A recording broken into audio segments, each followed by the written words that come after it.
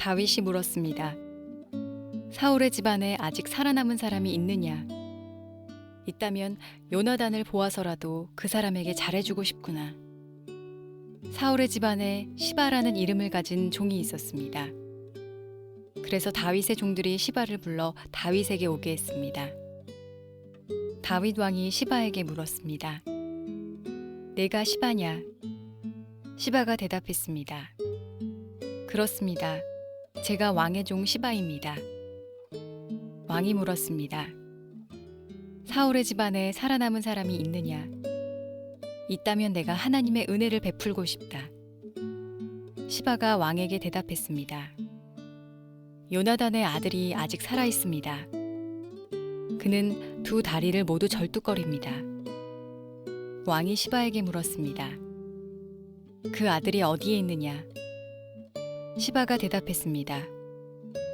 그는 로드발에 있는 암미엘의 아들 마길의 집에 있습니다. 이 말을 듣고 다윗 왕은 종들을 시켜 로드발에 있는 암미엘의 아들 마길의 집에서 요나단의 아들을 데리고 오게 했습니다. 요나단의 아들 무비보셋이 다윗 앞에 와서 얼굴을 땅에 대고 절을 했습니다. 다윗이 말했습니다. 무비보셋아. 무비보셋이 대답했습니다. 저는 왕의 종입니다. 다윗이 무비보셋에게 말했습니다. 두려워하지 마라. 너의 아버지 요나단을 생각해서 너에게 은혜를 베풀고자 한다. 너의 할아버지 사울의 땅을 모두 너에게 돌려주겠다. 그리고 너는 언제나 내 식탁에서 식사를 해도 좋다. 무비보셋이 다시 얼굴을 땅에 대고 다윗에게 절을 하며 말했습니다. 왕께서는 왕의 종에 지나지 않는 저에게 너무 많은 은혜를 베푸십니다. 저는 죽은 개만도 못한 사람입니다. 그 후에 다윗이 사울의 종 시바를 불러 말했습니다. 나는 내 주인의 손자에게 사울과 그의 집안의 소유였던 것을 다 주었다. 너와 너의 아들들과 너의 종들은 무비보셋을 위해 땅을 갈고 곡식과 열매를 거둬야 할 것이다. 그래서 내 주인의 손자 무비보셋에게 양식이 늘 있게 하여라. 그러나 내 주인의 손자 무비보셋은 언제나 내 식탁에서 식사를 할 것이다. 시바에게는 아들 15명과 종 20명이 있었습니다. 시바가 다윗 왕에게 말했습니다. 저는 왕의 종입니다. 저는 내 주이신 왕이 명령하시는 일이라면 무엇이든지 다 하겠습니다. 그리하여 무비보셋은 다윗의 아들들처럼 다윗의 식탁에서 식사를 했습니다. 무비보셋에게는 미가라는 젊은 아들이 있었습니다. 시바의 집안에 있는 사람은 다 무비보셋의 종이 되었습니다. 무비보셋은 두 다리를 모두 절었습니다. 무비보셋은 예루살렘에서 살면서 언제나 왕의 식탁에서 식사를 했습니다. 자, 우리 가슴에 손을 얹고 믿음을 고백하고 우리 하나님 말씀 듣도록 하겠습니다. 한번 따라해 주시겠어요? 하나님은 나를 사랑하십니다. 나는 그 사랑 안에 있습니다. 하나님은 오늘 나에게 말씀하실 것입니다. 그 말씀에 능력이 있습니다. 그 말씀에 생명이 있습니다. 나의 마음을 하나님께 열겠습니다. 나의 생각을 예수님께 집중하겠습니다. 들은 만큼 변합니다. 들은 만큼 행복해집니다. 다윗은 이제 강한 이스라엘의 왕이 되었습니다. 주변의 적들은 정복이 되었고 영토도 확장할 만큼 확장을 했고 그와 함께 맞서서 싸울 수 없는 나라들은 조공을 바치며 친선을 도모하고 있었습니다. 평화시대가 도래했고 다윗은 정말 태평성대를 통치하는 이스라엘의 왕의 자리에 있는 것입니다. 그때 다윗의 생각을 사로잡는 생각이 하나 있었습니다. 그것은 오래전에 죽었던 친구에 대한 생각인데요. 요나단이라고 하는 오래된 친구에 대한 생각으로 가득해졌던 것 같습니다. 하나님께서 사울 왕이 다윗을 죽이려고 혈안이 되어서 뒤쫓아다닐 때 다윗에게 주신 아름다운 선물이 하나 있는데 그것은 이스라엘의 황태자 요나단과의 우정의 선물이었습니다. 나이 차이가 꽤 나요. 아버지와 아들 정도의 나이 차이가 난다고 보기도 하는데 신분의 차이도 물론 있는 거죠. 이스라엘 이 베들레헴의 목동과 이스라엘의 황태자는 어울리지 않는 사이예요. 나이와 신분의 차이가 있는데도 불구하고 두 사람이 영혼과 영혼이 만나는 친구가 되고 우정을 나누는데 걸림돌이 되지 못했던 것 같아요. 그렇게 사울 왕이 다윗을 죽이려고 쫓아다녔는데도 불구하고 끝까지 사울을 미워하지 않을 수 있었던 것은 다윗에게 하나님을 온전히 경외하는 마음이 있기도 했지만 아마 요나단에게 받았던 사랑과 우정의 선물이 그의 영혼을 지키고 있지 않았나라는 생각도 갖게 합니다. 요나단과 사울 왕이 블레셋과의 전쟁에서 한날 죽임을 당하죠. 그리고 오랜 시간이 지났습니다. 그리고 다윗의 마음은 요나단을 향한 그리움으로 가득해졌던 것 같고 그가 요나단의 집에 속해 있는 사람을 찾아서 은혜를 베풀어야 되겠다라고 하는 생각을 하게 된 것 같습니다. 그 이유는 요나단과 다윗이 헤어지면서 했던 한 언약 때문입니다. 이렇게 요나단이 다윗에게 부탁을 했었습니다. 내가 살아있는 동안 나에게 여호와의 사랑을 베풀어 주게나. 그래서 내가 죽지 않게 해주게. 내 집안에도 변함없는 사랑을 베풀어 주어야 하네. 여호와께서 자네의 모든 원수를 이 땅에서 없애버리시더라도 우리 집안에 대한 사랑을 버리지 말아주게. 이게 다윗과 요나단이 맺은 언약이었어요. 그리고 이젠 전쟁도 사라지고 태평한 시대가 되었는데 다윗의 마음은 이 요나단의 생각으로 가득하게 되고 요나단의 집에 혹시 살아남은 자가 있는지 물어보는 사건이 시작이 됩니다. 1절 말씀 같이 한번 볼게요. 읽어봅시다. 시작. 사울의 집안에 아직 살아남은 사람이 있느냐? 있다면 요나단을 보아서라도. 사울의 집안에 살아남은 사람이 있느냐 물어보고 있는 사실은 요나단의 집안에 살아남은 사람이 있느냐 알고 싶은 거예요.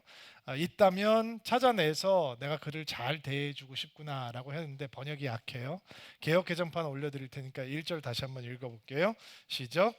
다윗이 이르되 남은 사람이 있느냐? 내가 요나단으로 말미암아 그 사람 은총을 베풀리라 하니라. 띄워놔 주세요. 뭐가 제일 중요한 단어예요?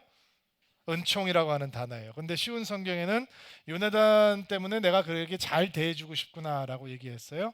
번역이 약한 거죠. 은총이라고 하는 단어가 우리가 주목해야 되는 단어예요. 신약에는 사랑이라고 하는 단어를 아가페라고 하는 단어를 쓴다라고 여러분 들어보신 적이 있을 거예요. 조건 없는 사랑을 얘기할 때 아가페라고 하는 단어를 쓴다. 근데 구약에는 사랑이라고 하는 단어가 따로 등장하지 않거든요. 구약에서는 그 대신 다른 단어가 쓰이는데 바로 오늘 우리가 읽었던 그 은총이라고 번역되어 있는 단어예요. 그래서 그 단어를 그냥 풀어서 써버리면 내가 그에게 잘 대해주고 싶다라고 하는 것으로 풀어서 써버리면 오늘 이 이야기의 흐름의 초점이 너무 희석돼 버리는 거죠. 구약에서 등장하고 있는 이 단어 아마 여러분도 구약에 대해서 배워보신 적이 있으면 교회를 좀 다녀보신 적이 있으면 한 번쯤은 들어보셨던 단어일 거예요. 헤세드라고 하는 단어 들어보셨나요? 들어보셨다고 끄떡이어 주세요. 헤세드라고 하는 단어 영어로 번역을 하자면 그냥 love라고 번역을 하기가 너무 부족하기 때문에 영어 성경에는 loving kindness 아니면 unconditional love 조건 없는 사랑 아니면 unfailing love 실패하지 않는 사랑 아니면 covenantal love 언약적인 사랑이라고 이렇게 형용사를 동원을 해서 표현을 할 만큼 그냥 사랑보다는 크고 넓고 깊고 비교할 수 없는 사랑을 헤세드라고 얘기를 하죠. 다윗이 갑자기 요나단에 대한 생각으로 가득해졌다가 사울의 집안에 남아있는 사람이 있는지를 물어보고 요나단의 자손이 살아남아 있다면 내가 그에게 헤세드를 흘려보내고 싶다라고 하는 얘기를 하고 있는 거예요. 자, 2절 3절 말씀 또 읽어볼게요. 시작. 시바라는 이름을 가진 종이 있었습니다. 그래서 다윗의 종들이 시바를 불러 사윗에게 물게 했습니다. 다윗 왕이 시바에게 물었습니다. 내가 시바냐? 시바가 대답했습니다. 그렇습니다. 제가 왕의 종 시바입니다. 왕이 물었습니다. 사울의 집안에 살아남은 자가 있느냐? 있다면 내가 그 하나님의 은혜를 베풀고 싶다. 시바가 왕에게 대답했습니다. 요나단의 아들이 아직 살아 있습니다. 그는 쩔다리를 쩔뚝거립니다. 사울의 신하 중에 시바라고 하는 사람이 있었는데 시바를 데리고 와서 사울 왕 집에 사람들 중에 생존자가 있느냐라고 물어보는 거죠. 자, 우리가 이해해야 되는 부분 중에 하나는 사람들이 다윗과 요나단이 갖고 있던 우정이나 그들이 맺었던 언약에 대해서 모르고 있다라고 하는 사실을 기억하는 게 중요할 것 같아요. 목사님 그걸 어떻게 알고 있습니까? 이게 지금 이 두 사람의 언약이 대관식을 거행하는 것처럼 사람들이 다 있는 데서 어떤 거창한 예식을 통해서 맺어졌던 언약이 아니고요. 다윗이 사울 왕이 죽이려고 하기 때문에 도망을 가고 그 도망가는 다윗을 눈물을 흘리면서 배웅을 하고 있던 요나단이 둘이서 눈물을 흘리고 부둥켜 안고 맺은 언약이었기 때문에, 그리고 다윗이 이 사울 왕에게 쫓김을 당하면서 가는 곳마다 야 내가 이렇게 지금은 쫓김을 당하지만 나 황태자하고 친하다. 황태자가 네가 왕이 될 거라고 얘기했어. 나 숨긴다고 얘기했어. 이렇게 나불거리면서 다니지 않았을 거 아니에요. 그리고 요나단도 다윗과 어떤 언약을 맺었는지 사람들한테 계속 설명을 하면서 다니지 않았을 것이 거의 확실하기 때문에 다윗과 요나단의 우정에 대해서 우리는 성경을 읽고 있기 때문에 자세하게 알고 있지만 그냥 다윗 따로 요나단 따로 보고 살고 있던 그 당시의 상황들을 보면 두 사람의 우정과 언약에 대해서는 사람들이 알았을 것이다, 몰랐을 것이다.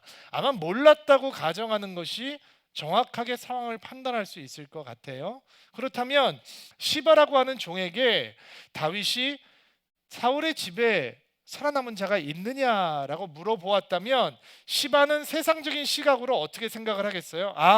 생존자가 남았으면 이제 완벽한 군주가 되어버린 다윗이 그를 어떻게 하려고 찾는 것이다, 죽이려고 하는 것이다 찾는 것이 당연한 상식이겠죠. 왜냐하면 왕조가 바뀌게 되면 그 전 왕조의 생존자를 남겨놓는 것은 후환을 키우는 것이기에 당연히 모든 잔족들을 제거하고 왕권을 확고하게 하는 것이 세상의 법칙이겠죠. 또 헤세드라고 하는 것은 이 세상에 있는 사랑이 아니기 때문에 조건 없는 사랑, 계약적인 사랑, 실패하지 않는 사랑, 그 사랑은 사람이 할 수 있는 사랑이 아니기 때문에 그 사랑을 헤세드를 내가 흘려보내고 싶다라고 했을 때 시바라고 하는 사람이 그 은총이라고 하는 것이 무엇인지 제대로 이해했을까? 저는 분명히 제대로 이해하지 못했을 거라고 믿어요. 그렇다면 그가 왕 앞에 납작하게 엎드려서 사울의 집에 생존자가 있기는 있습니다. 두 발을 쩔뚝거리는 절름발이입니다 라고 얘기하는 그 뉘앙스가 시바가 어떤 사람인지, 시바가 이해하고 있는 다윗은 어떤 존재인지, 시바가 해석하고 있는 상황은 어떤 것인지, 그리고 요나단의 아들이 지금 어떤 세월을 보내고 있는지 사실은 살짝 엿볼 수 있는 거죠. 시바는 이런 얘기를 하고 있는 거예요. 왕이시여 별로 신경 쓰시지 않아도 됩니다. 그는 쩔뚝발이입니다. 아무 위협의 대상이 되지 않습니다. 그냥 내두셔도 됩니다. 그냥 다리를 저는 불구자에 불과합니다. 신경 쓰지 마십시오. 이런 얘기를 하고 있는 것입니다. 지금 다윗이 그에게 은총을 베풀기 위해서 그를 찾겠다라고 얘기하지만 그 소리는 한 귀로 들어와서 한 귀로 나갔고, 그는 두려워 떨면서 어떻게 해서든지 무비보셋이라고 하는 요나단의 아들이 가치 없는 인간입니다 라고 하는 것을 강조하면서 보고하고 있는 거죠. 그러면 지금쯤 이제 왜 요나단의 아들이 다리를 절게 되었는지 배경을 좀 설명을 해드려야 될 것 같아요.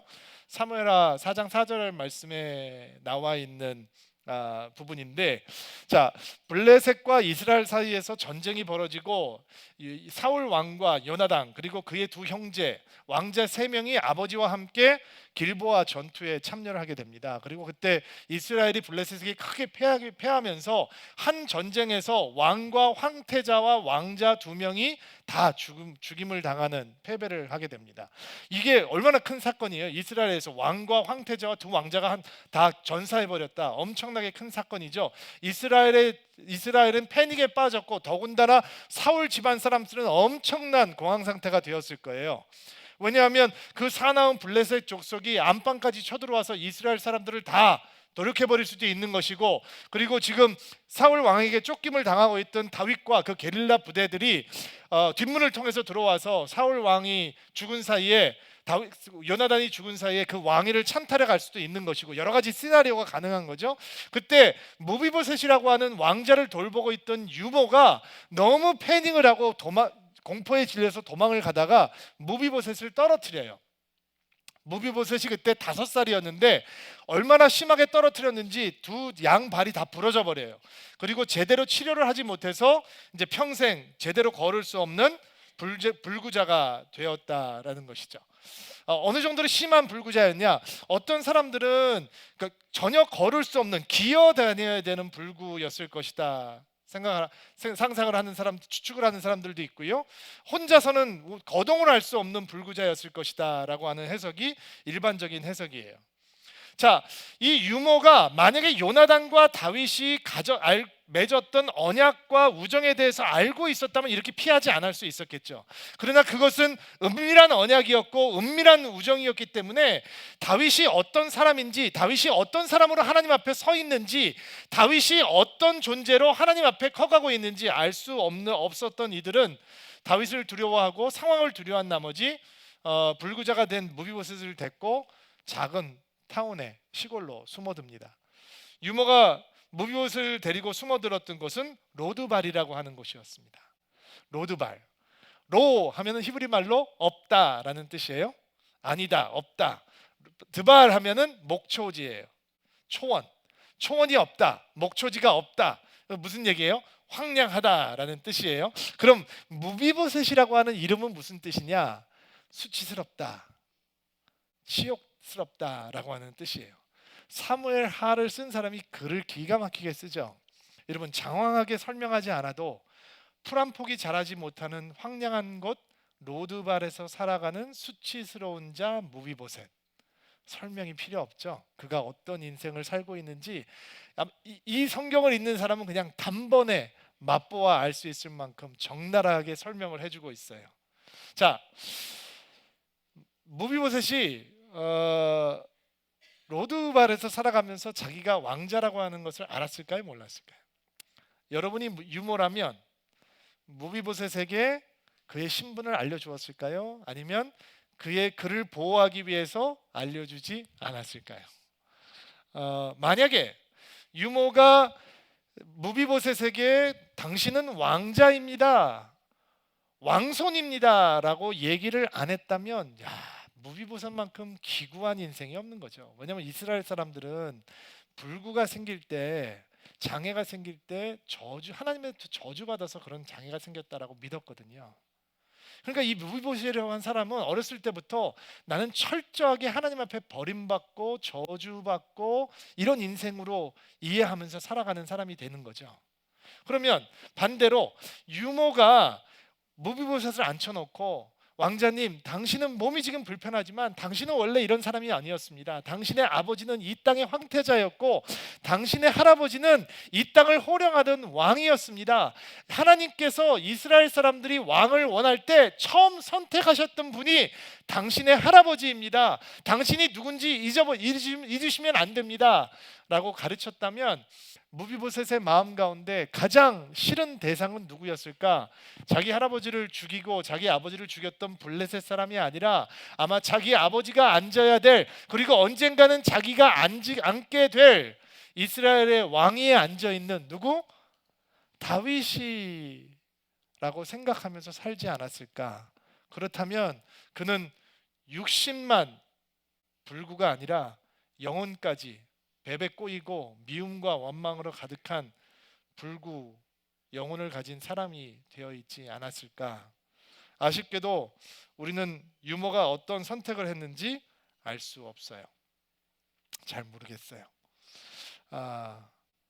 단 확실한 건 유모에게도 무비보셋에게도 다윗은 요나단이 알고 있는, 요나단이 사랑하고 있는, 요나단이 언약을 맺은 다윗이 아니라 그들을 단번에 죽여버릴 수 있는 위협과 위험의 다윗으로만 존재하고 있다라는 거죠.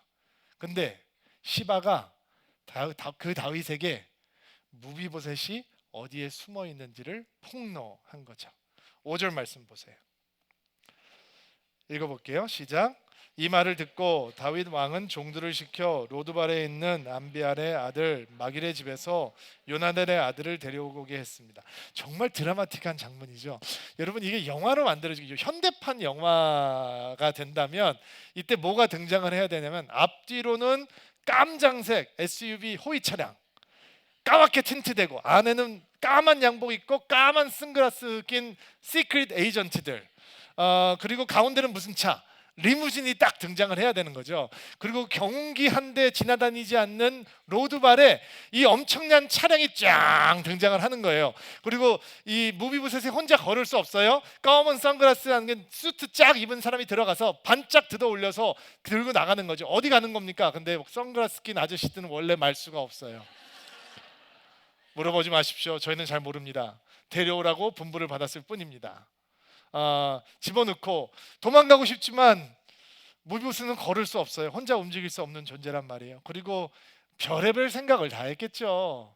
로드발에서 예루살렘까지 가면서 별의별 생각을 다 했을 거예요. 이제 죽는구나 라는 생각도 했을 것이고, 정말 비참한 생각이 많이 들었을 거예요. 그러나 그를 기다리고 있는 것은 죽음이 아니었죠. 6절부터 8절 말씀 읽어볼게요. 시작.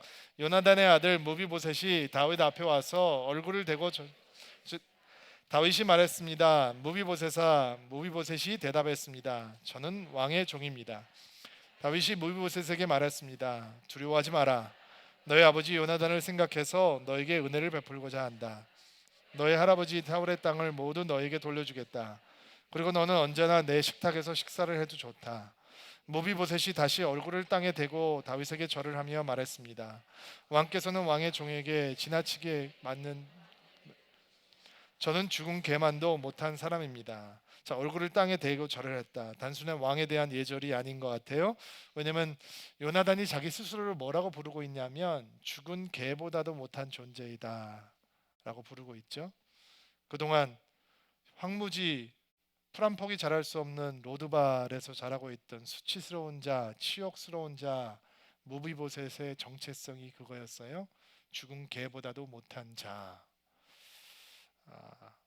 그런데 다윗이 그의 이름을 부르죠. 어이 쩔뚝발이, 이렇게 부르지 않아요?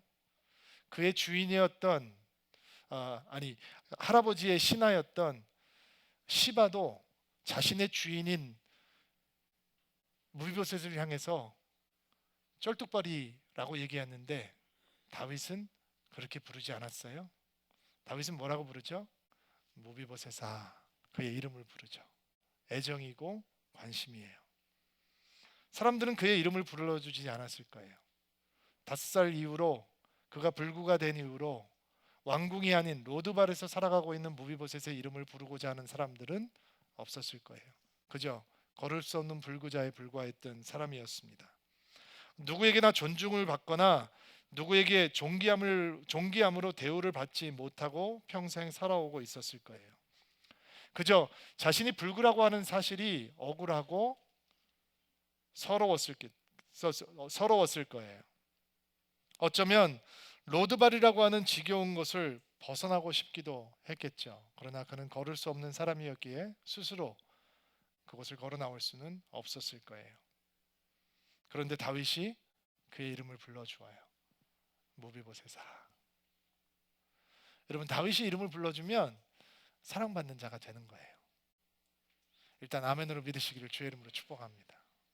다윗이 자신을 죽은 개보다도 못한 존재라고 생각하고 있는 무비보셋의 이름을 부르는 순간 그는 더 이상 치욕스러운 자가 아니고, 그는 더 이상 수치스러운 인생이 아니고, 그는 더 이상 죽은 개보다도 못한 인생이 아니고, 그는 존귀한 자요, 사랑받는 자요, 소중한 자가 되는 것입니다. 여러분, 사람들은 무비보셋과 다윗이 어울리지 않는다고 생각합니다. 다윗의 왕궁과 무비보셋은 어울리지 않는 매치라고 생각을 합니다. 그리고 그런 생각은 맞습니다. 절대로 어울리지 않습니다. 시바도 유모도 무비보셋도 그가 왜 다윗 성에 와야 되는지 이해할 수 없습니다. 그것은 심판을 위해서 온 것이 아닙니다. 아니면 자기의 아버지가 앉아야 될 왕위에 다윗이 앉아 있기 때문에 살짝 미안한 마음이 들어서 그들은 엄청난 재산을 소유하고 있는 군주이기 때문에 과거에 가졌던 사울 왕의 땅을 적선해 주듯이 동정해 주듯이 그래서 위대한 다윗 왕국의 홍보용 모델로 무비보셋을 삼기 위해서 불러온 것이 아닙니다. 다윗이 무비보셋을 다윗성으로 데려오는 이유는 뭐를 주기 위해서라고 말씀을 드렸죠? 헤세드. 사람들이 심플하게 설명할 수 없는 unconditional love, 이 세상에서 볼 수 없는 실패하지 않는 사랑을 보여주기 위해서라고 말씀을 드렸습니다. 그리고 그 사랑 때문에 무비보셋의 이름을 다정하게 부르고 있는 것입니다. 그리고 이런 약속을 합니다. 내 아버지 땅, 네 할아버지의 땅 다시 내가 너에게 다 돌려줄게. 시바가 아들이 15명이 있었고 종이 20명이 있었다고 성경은 얘기합니다. 왜 이런 구체적인 디테일을 얘기하느냐? 무비보셋을 도와야 되는 인력들이 다윗의 통치에 의해서 주어졌다라고 하는 것을 설명하기 위해서 등장하고 있는 디테일입니다. 그리고 왕의 테이블로 무비보셋을 초청합니다. 이제 너는 내 식탁에 앉아서 나와 함께 먹어라. 나의 존귀함 속으로 들어와라. 너는 나의 아들과 같은 존재이다. 왕의 식탁에 앉을 수 있는 자들이 누가 있어요? 왕같이 존귀한 자들만 앉는 거예요. 거기에는 압살롬이 있고 암논이 있고 다말이 있고 솔로몬이 있고 정말 왕국의 최고의 존귀한 자들만이 앉을 수 있는 곳이에요. 그리고 무비보셋이 그곳에 초청되었던 것입니다. 여러분, 이 신분의 변화를 위해서 무비보셋이 뭐 한 게 있나요? 그가 노력한 게 있나요? 그의 의지적인 선택이 뭔가 있었나요? 무비보셋은 아무것도 한 것이 없습니다. 그는 단지 받았을 뿐입니다. 초청을 받았을 때 그 초청에 응하고, 그가 땅을 주겠다라고 했을 때 그 땅을 받고, 식탁으로 오라 했을 때 사양하지 아니하고 나왔던 것 뿐입니다. 다윗을 통해서 쏟아지고 있는 하나님의 헤세드, 그 조건 없는 언약적인 사랑이 영원 깊은 곳까지 불구가 되었던 무비보셋을 과연 바꾸어 놓았을까? 이게 오늘 우리가 고민하고자 하는 질문입니다. 자, 이 질문이 중요한 이유는, 이 질문은 무비보셋에 대한 질문이 아니라 바로 여러분과 저에 대한 질문이기 때문입니다. 자, 지금까지 무비보셋의 이야기를 들으시면서, 아니 다윗을 통해서 쏟아지고 있는 헤세드 이야기를 들으시면서 우리 스스로의 자리를 이야기 속에서 찾지 못하셨다면 지금쯤 여러분은 여러분의 자리가 어디인지 찾아내셔야 합니다. 그 자리를 찾지 못한다면 다윗은 정말 대단한 사람이구나, 다윗의 동정, 다윗의 연민, 다윗의 의리 참 대단하구나 라고 생각하면서 오늘 말씀을 교훈적인 레슨으로 받고 돌아가실 수도 있습니다. 그러나 그렇게 가볍게 말씀을 대하기에는 오늘 나와 있는 하나님의 헤세드라고 하는 무조건적인 사랑은 너무 크고 위대합니다. 지금쯤 여러분의 마음 가운데는 무비보셋이라고 하는 사람의 얼굴과 여러분의 얼굴이 오버랩이 되어야 합니다. 쩔뚝거리며 걸을 수 없이 마비가 되어 있는 다리를 가지고 살아가야 되는 무비보셋 속에서 죄로 인해서 불구가 되어버렸던 인생, 그래서 황량하고 척박한 곳에 버려졌던 인생, 그것이 바로 우리다라고 하는 것을 겸손하게 인정해야 하는 것입니다.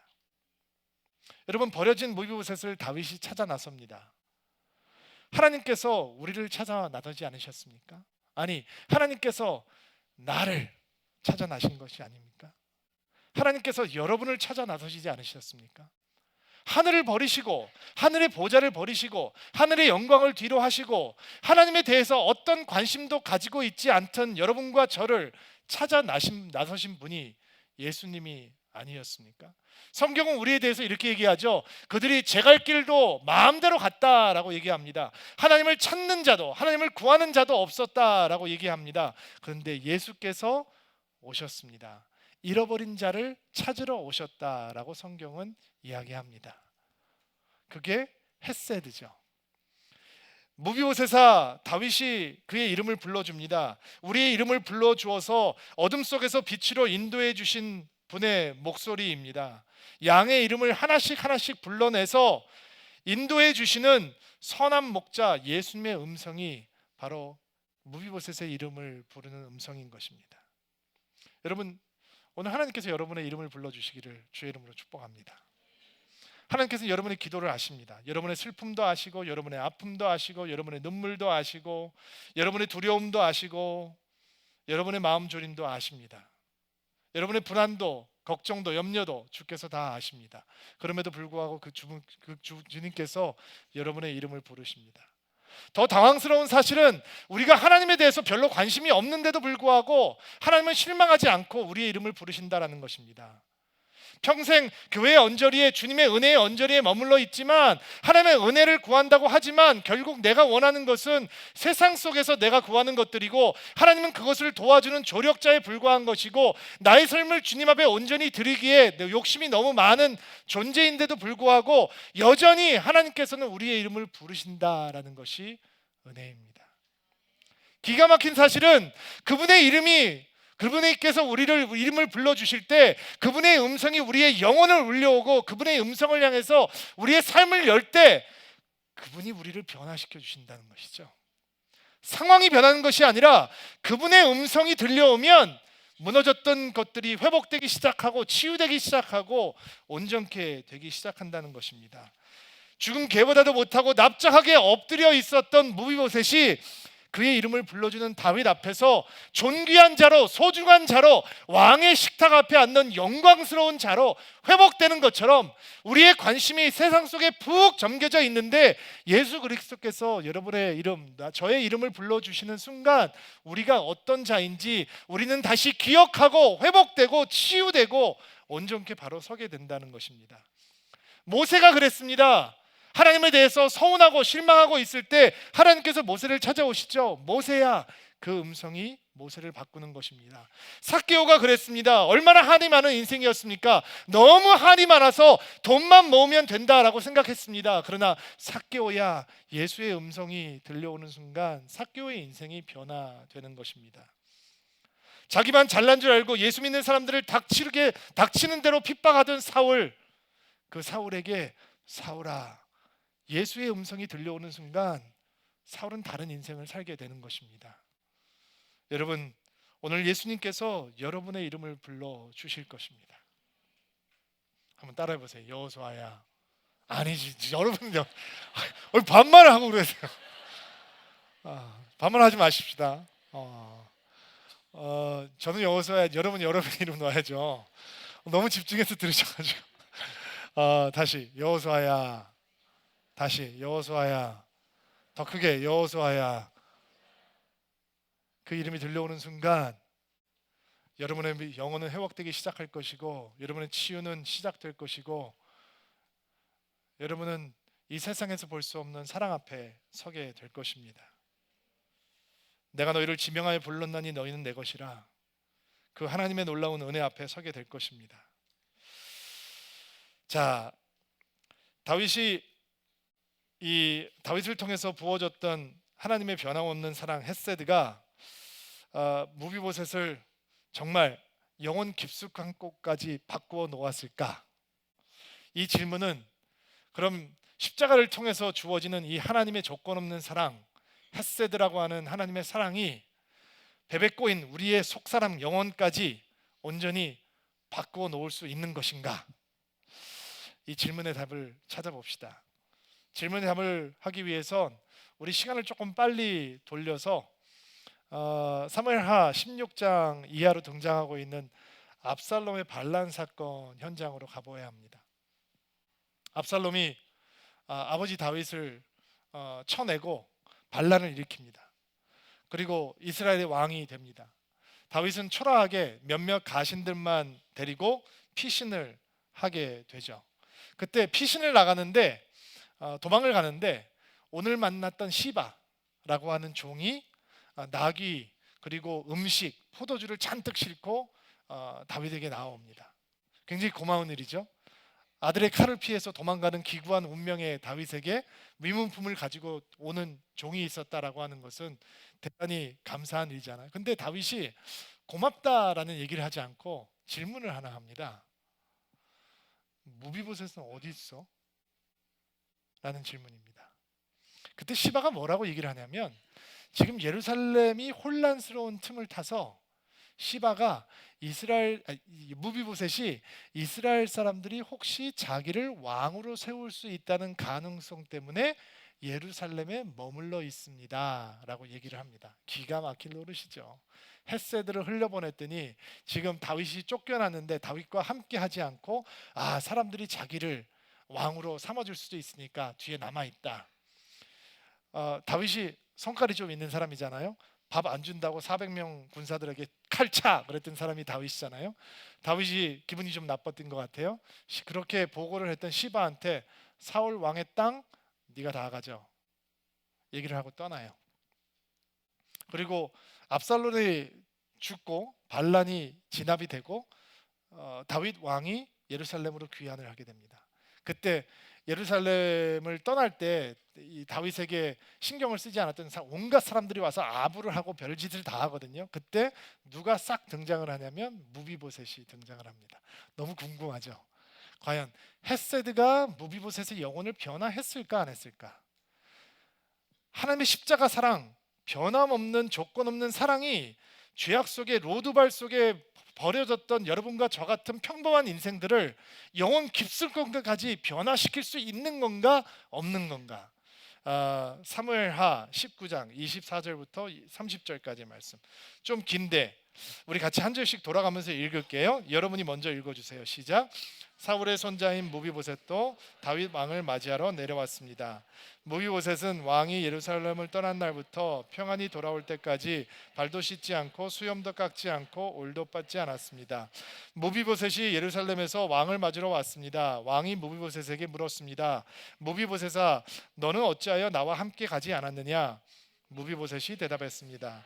내 주여, 저희 종 시바가 저를 속였습니다. 저는 시바에게 나는 다리를 저니 나귀의 안장을 채워다오 나귀를 타고 왕을 따라가야겠다 하고 말했습니다. 그러나 시바는 저를 속이고 저에 대해 왕께 거짓말을 했습니다. 내 주 왕이시여, 왕께서는 하나님이 보내신 천사와도 같으신 분입니다.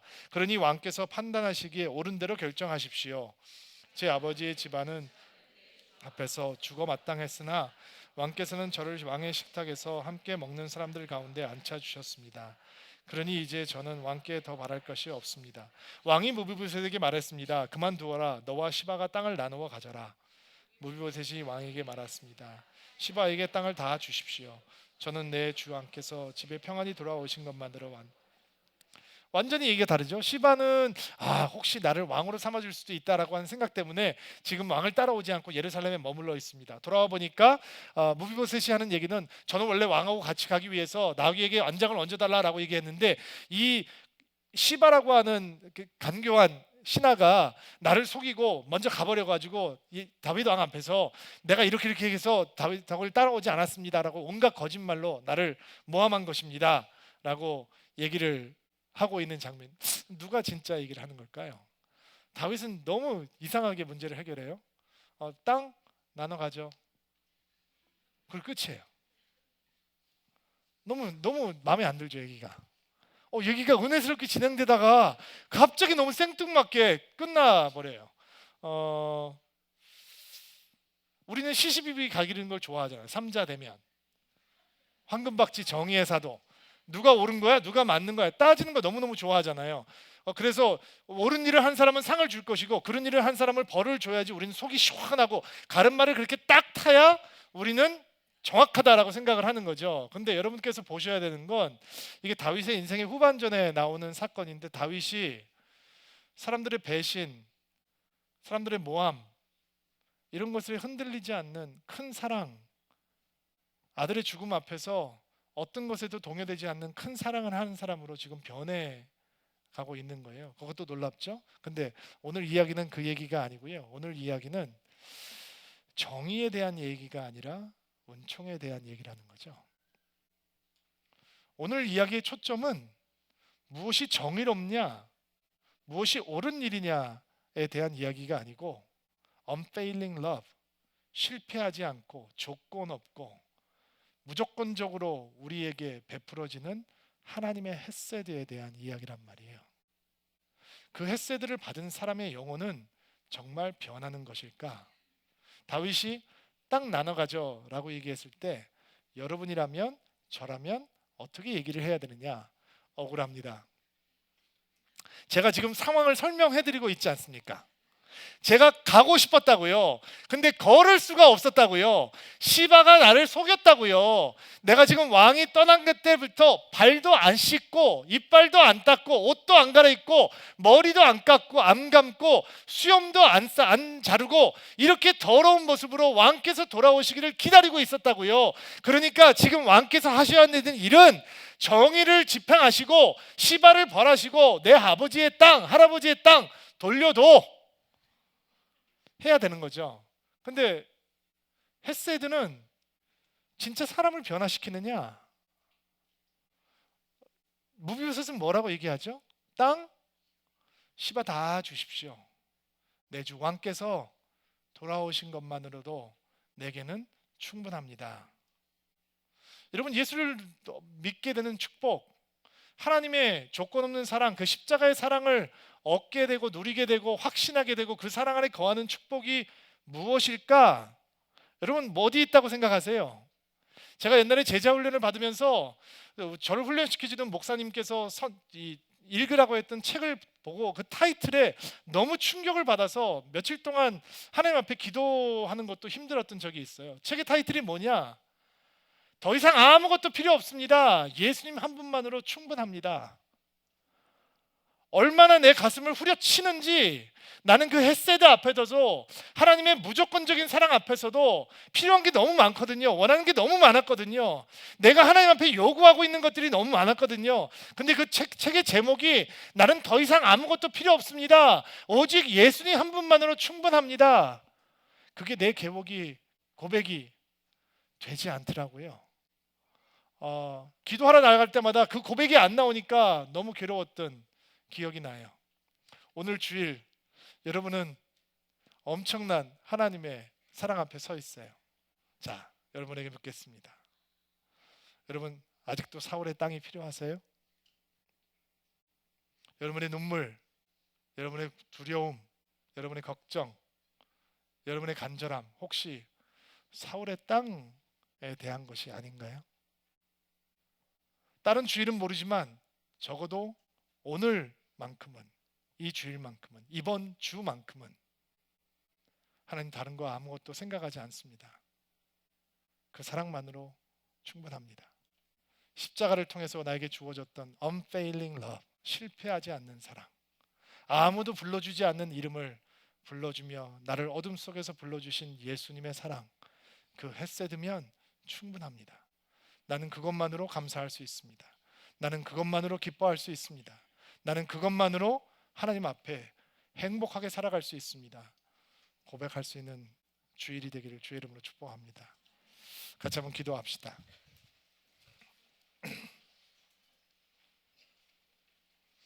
가슴에 손을 얹고 한번 안수하시기 바랍니다.